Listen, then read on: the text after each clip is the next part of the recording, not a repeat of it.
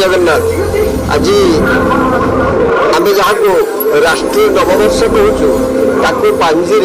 समस्ते देखिए उल्लेख अच्छा सृष्टि आरंभ दिवस अर्थात ब्रह्मा से दिन सृष्टि आरंभ कले चंद्र सूर्य ग्रह नक्षत्र जीव जगत से दिन या दिन ही सारा सृष्टि नववर्ष केवल जे हिंदू मान नववर्ष एक कथा नुह सारा सृष्टि जिते जीव जगत जन्म होती समस्त आज नववर्ष ये नववर्ष महा आनंद उल्लास आज सारा भारत वर्षर हिंदू समाज पालन कर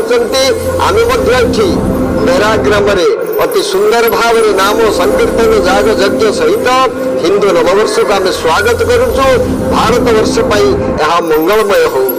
वास्तविक सृष्टि संरचना भगवान ब्रह्मा द्वारा दिन सर्जना होता कालगणना था भगवान मर्यादा पुरुष श्रीरामचंद्र राज्याभिषेक होते शताब्द गणना ये दिन होता राष्ट्रीय स्वयंसेवक संघर खाद्य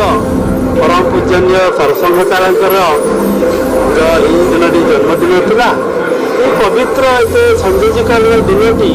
वास्तविक आम केवल हिंदू समग्र विश्वर ये नववर्ष आम एक धूमधाम पालन कर